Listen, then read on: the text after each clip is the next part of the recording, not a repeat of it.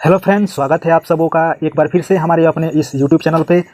दोस्तों, आज की इस वीडियो में आपको बताने वाला हूँ फलन के प्रकार के बारे में। जैसे कि पिछले वीडियो में मैं आपको बता चुका हूँ ऑलरेडी ही कि फलन क्या होता है और उसका डेफिनेशन क्या होता है। काफ़ी अच्छे से चित्र के साथ बता दिया हूँ। अगर आप वो वीडियो नहीं देखे हैं तो मेरे वीडियो के प्लेलिस्ट में जाकर जरूर उसको देख लीजिएगा। तो चलिए आइए इस वीडियो की शुरुआत करते हैं। और आगे बढ़ने से पहले आपसे रिक्वेस्ट रहेगा, अभी तक आपने मेरे चैनल को सब्सक्राइब नहीं किया है तो आने वाले जितने भी महत्वपूर्ण वीडियोज हैं उसका नोटिफिकेशन पाना चाहते हैं तो मेरे चैनल को जरूर सब्सक्राइब कर लीजिएगा, ताकि जितने भी महत्वपूर्ण वीडियो अपलोड करूं उसका नोटिफिकेशन आपको समय पर मिलता रहे। तो चलिए मैं आज बात करता हूं फलन के प्रकार के बारे में। मैं बताना चाहता हूं सबसे पहले आपको कि फलन 4 प्रकार के होते हैं। कौन कौन से फलन होते हैं? तो फलन होते हैं, नंबर 1 में होता है अंतःक्षेपी फलन, अंग्रेजी में इनटू फंक्शन बोला जाता है। नंबर 2 पर आता है आच्छादक फलन, अंग्रेजी में अनटू फंक्शन बोला जाता है। और उसके बाद नंबर 3 पर आता है एकैक फलन, अंग्रेजी में इसको 1 to 1 और 1 फंक्शन कहा जाता है।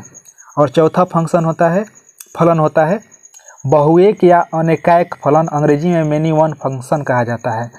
तो ये फलन 4 प्रकार के होते हैं। यदि ये चारों फलन आप पढ़ लेते हैं तो आपको फंक्शन चैप्टर में कहीं भी कोई दिक्कत नहीं होगा। तो आपको पूरे अच्छे से समझते जाना है। मैं फिगर के साथ आपको समझाने की कोशिश करूंगा ताकि कोई कमी न रह जाए समझने में। तो सबसे पहले मैं बात करूंगा अंतःक्षेपी फलन के बारे में, जिसको अंग्रेजी में इनटू फंक्शन कहा जाता है। तो अंतःक्षेपी फलन क्या होता है मैं आपको विस्तार से बताता हूँ। अंतःक्षेपी फलन की परिभाषा क्या होती है, अंग्रेजी में इनटू फंक्शन बोलते हैं।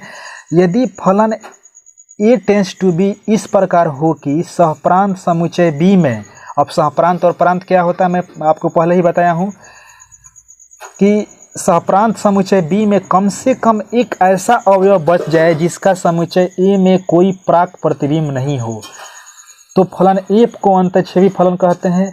इस अवस्था में F A proper subset B होता है। मतलब ये कह रहा है कि ए और बी दो समुच्चय इस प्रकार हो कि बी में कम से कम एक ऐसा अवयव मतलब बचना चाहिए जो ए के किसी भी अवयव का वो प्रतिबिंब नहीं हो। अब कैसे इसको फिगर के समझिएगा ध्यान से। तो चलिए आइए दोस्तों, मैं फिगर के द्वारा आपको अंतःक्षेपी फलन के बारे में समझाता हूँ।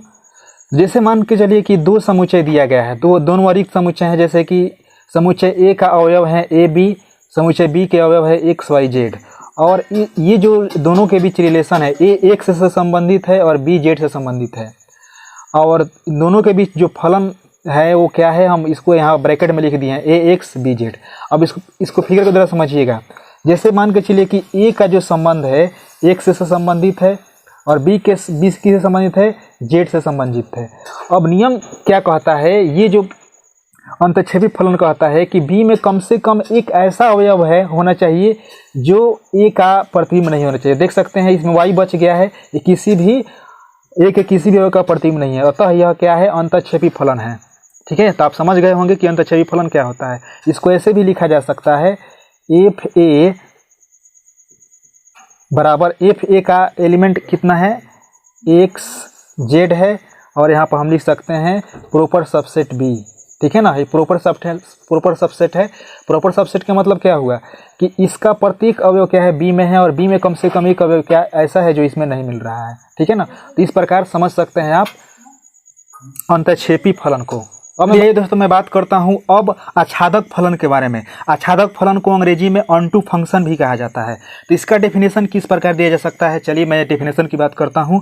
तो इसका डेफिनेशन इस प्रकार होता है, यदि फलन F such that A tends to B, ये जो चिन्ह है बार बार प्रयुक्त हो रहा है, इसका मतलब मैं आपको पहले ही बता चुका हूँ। ये वाला जो दिखाई दे रहा है ये एक समुच्चय होता है और इसको क्या कहते हैं, प्रांत कहते हैं। बी वाले को सहप्रांत कहते हैं, मतलब टोटल अवयव को जिसका इमेज बनता है उसको क्या कहते हैं, परिसर बोलते हैं। तो ये इस प्रकार हो कि समुच्चय बी का प्रत्येक अवयव समुच्चय ए के किसी न किसी अवयव का प्रतिबिंब है, तो एफ को ए का आच्छादक फलन कहते हैं।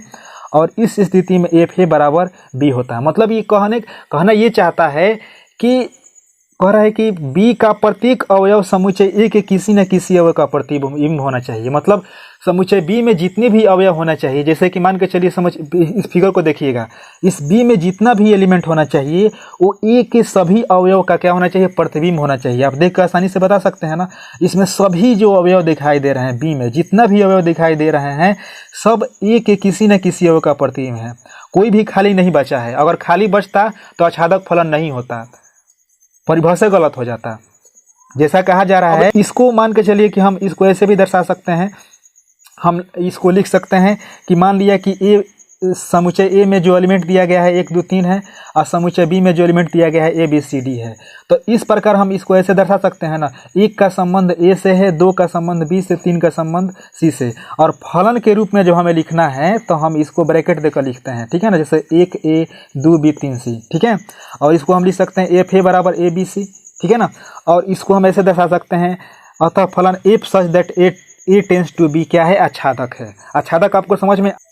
अब मैं आपको एक ऐसा उदाहरण दे देता हूं जो आच्छादक नहीं है, मतलब अनटू फंक्शन नहीं है। जैसे कि देख सकते हैं ये 2 समुच्चय दिया गया है, इसमें ए के जितना भी एलिमेंट है सब का बी में प्रतिबिंब बन रहा है, लेकिन बी में एक ऐसा अवयव है जो सी है, ये किसी का अवयव नहीं है, ए के किसी भी एलिमेंट क्या है का अवयव नहीं है, इसीलिए फंक्शन इसको नहीं कहा जाएगा। इसीलिए इसको क्या कहा जाएगा, अनटू फंक्शन नहीं कहा जाएगा। क्योंकि और अनटू फंक्शन नहीं होगा तो ये अंतःक्षेपी जरूर होगा, इसको अंतःक्षेपी फलन कहा जाएगा। ये अनटू फंक्शन नहीं है, आपको ये ध्यान रखना है।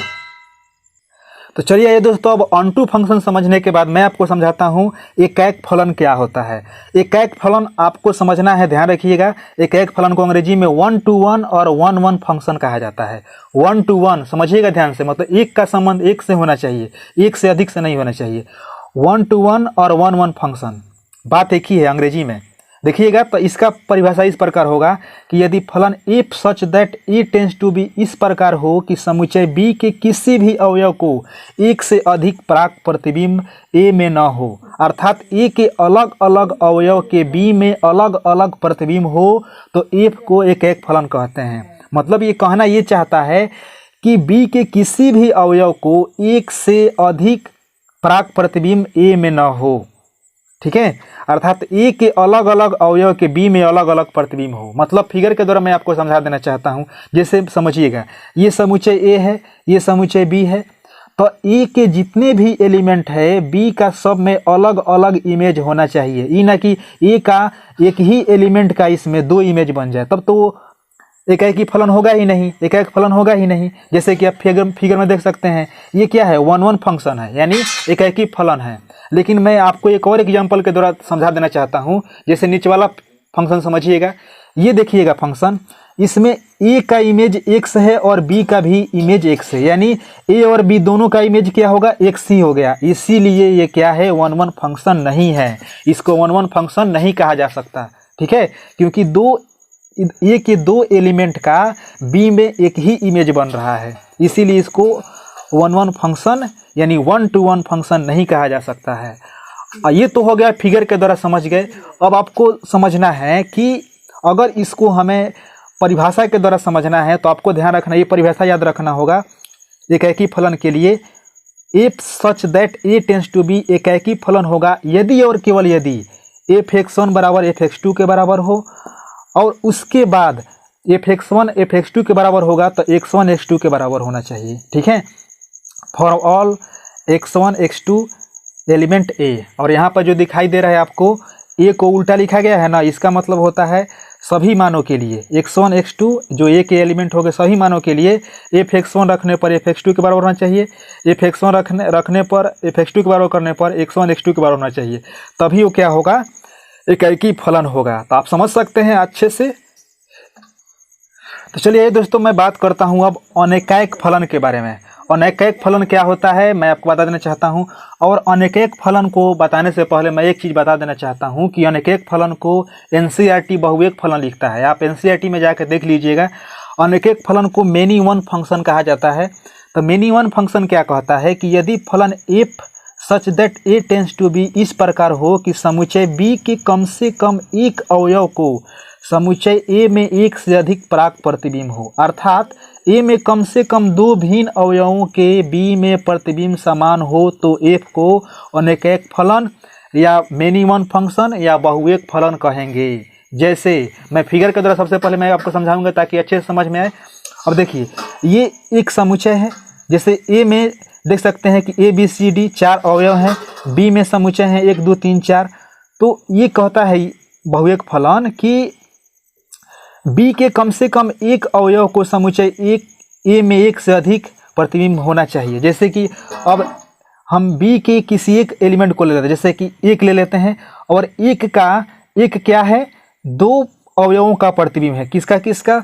तो ए का और सी का है कि नहीं। और यही प्रतिबिंब में यही डेफिनेशन में भी कहा जा रहा है कि बी के कम से कम एक अवयव को समुच्चय बी में एक से अधिक प्रतिबिंब होना चाहिए। जैसे देख सकते हैं दिया गया है कि नहीं, बी के एक अवयव का समुच्चय ए में क्या है, समुच्चय ए के एक से अधिक पराग प्रतिबिंब है। मतलब एक जो है ए का भी प्रतिबिंब है और सी का प्रतिबिंब है। तो और बाकी जो एलिमेंट है यहाँ बच जा रहा है, तो इसी को इसका कहते हैं अनेक फलन कहते हैं, बहुएक फलन कहेंगे। बहुएक फलन कब कहेंगे?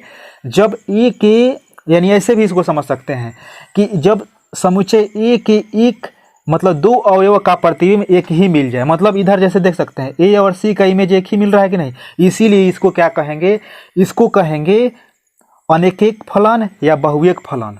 अब जैसे अब नीचे समझिएगा, क्या इसको बहुएक फलन कहा जा सकता है? नहीं कहा जा सकता है, क्योंकि सबका तो सिंगल इमेज बन रहा है। ए का 1, बी का 2, सी का 3, डी का 4, सबका इमेज अलग अलग एक ही फलन होगा, लेकिन बहुएक फलन नहीं होगा। बहुएक फलन होने के लिए क्या होना चाहिए कंडीशन, कि ए के किसी 2 अवयव का बी में एक ही इमेज होना चाहिए। मतलब इधर से 2 आदमी चले तो इधर जाकर एक ही रास्ता पर मिले, तभी वो क्या होगा, अनेक फलन कहलाएगा। तो मुझे आशा ही नहीं पूरा भरोसा है कि आपको 100% समझ में आ गया।